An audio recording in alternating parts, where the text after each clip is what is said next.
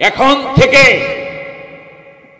এই ব্রাহ্মণবাড়িয়ায় সামান্য 1 করা জমির জন্য 5 মণ ধানের জন্য এখন থেকে আর বল্লভ, চল, এরপর আরো কি কি অস্ত্র আছে, টেডা, এগুলো নিয়ে নামবেন না।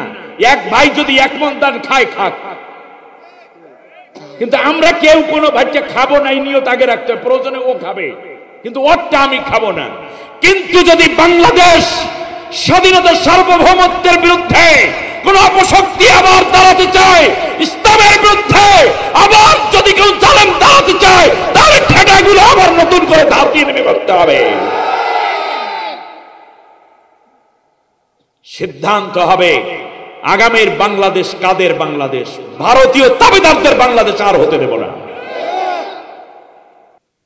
আমার দেশে বিগত একটা গভর্নমেন্ট ছিল যারা পালাই গেছে। আল্লাহর কোরআনের মাহফিল করার আগে তাদের অনুমতি নিতে হবে। আগামীতে বাংলাদেশে যে দলই ক্ষমতায় আসুক, ওই রকম পাগলামি কেউ যেন আর না করে। তবে আমার বিশ্বাস পালাতক দলটি ছাড়া বাংলাদেশে আল্লাহর কোরআন নিষিদ্ধ করবে, কোরআনের মাহফিল নিষিদ্ধ করবে, এত বড় বেয়াদব কোন দল বাংলাদেশে আপাতত নাই, ঠিক না বলেন?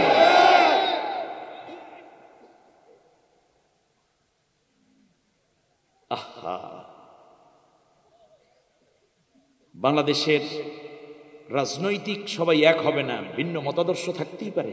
বিএনপি একটা প্যাটার্ন একভাবে চলবে, জামাত ইসলামী একভাবে চলবে, চরমনাই একভাবে চলবে, এটা চলতে পারে। রাজনৈতিক এক একজনের এক একটা দর্শন। কিন্তু আমার বিশ্বাস কি জানেন, বিএনপি যদি কিয়ামত পর্যন্ত ক্ষমতায় থাকতো, এরপরও সাইদি সাহেবকে কমপক্ষে ফাঁসির রায় দিয়ে বেইজ্জতি করার দুঃসাহস বিএনপির কেউ দেখাতো না। এত বড় বেয়াদব বিএনপি কোনোদিন হতে পারত না।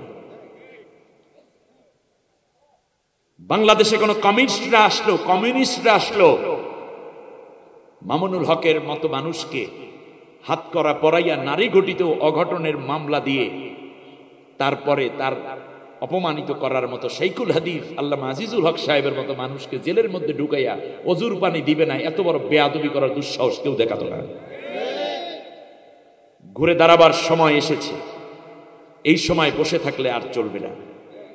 সুতরাং যারা পালিয়ে গেছে তারা বুঝতে পারছে ওরা একটা জুয়া খেলার মতো রাজনীতি নিয়েছিল, প্রচুর টাকা কামাইয়া চলে গেছে। চোর যারা তারা পালিয়ে গেছে। গৃহস্থ যখন সজাগ হয়, চোর আর বাসায় থাকতে পারে না, ঘরের মধ্যে থাকতে পারে না, বেড়া ভাঙ্গে পালায়, ঠিক না বলেন? ওনারা নাকি আবার আসিবে, চট করে চলে আসবে। এই বাঞ্ছারামপুরের পোলাপাইন, তোমরা একটু বলো, তোমরা আসলে কি করবা? সালাম দেবা না কট করে ধরে ফেলবা? এই দিক দিয়ে নাকি ঢুকবে, এদিক দিয়ে, এদিক কোথায় জানো, সীমান্ত কোন জায়গায়, এই আখাউড়া দিয়ে ঢুকবে। তোমরা রেডি কিনা সেটা কাও? তোমরা সজাগ আছো?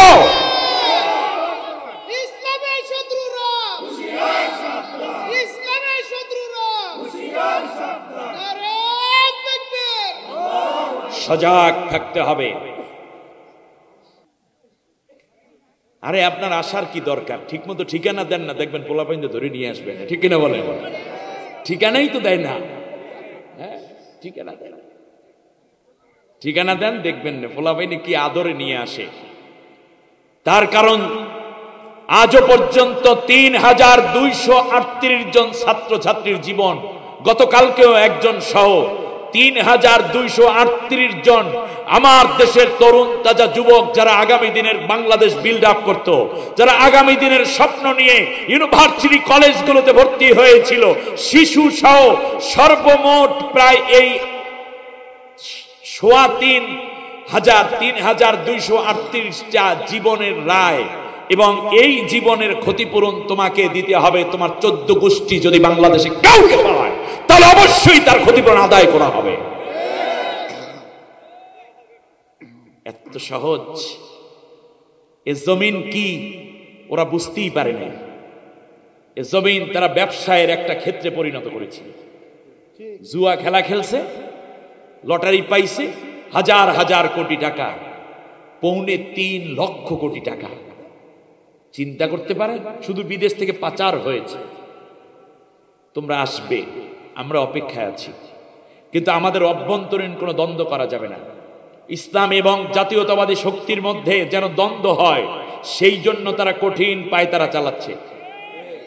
ভারতীয় এজেন্ডা বাস্তবায়ন করার জন্য বিভিন্ন ইসলামিক দলের মধ্যে নেতৃবৃন্দ জবান থেকে জাতীয়তাবাদী শক্তির বিরুদ্ধে কথা বলাচ্ছে, আবার জাতীয়তাবাদী শক্তির মধ্যে থাকা কিছু রয়ের কাজের সহযোগিতা করার জন্য কিছু লোককে দিয়ে ইসলামী শক্তির বিরুদ্ধে কথা বলাচ্ছে। সুতরাং আমি দুই শক্তিকে অনুরোধ করব, দাবি করব সতর্ক হওয়ার জন্য। দুইটা দল, জাতীয়তাবাদী শক্তি এবং ইসলামী শক্তি, মুসলিম শক্তি, বাংলাদেশে বিগত 18 বছর পর্যন্ত নির্যাতিত হয়েছে, দুই দল মাজলুম হয়েছে। আমরা ভাই ভাই, আমাদের মধ্যে কোনো দ্বন্দ্ব নাই। কেউ যদি দ্বন্দ্ব করে মনে করবো ওটা ভারতের দালাল, ঠিক না?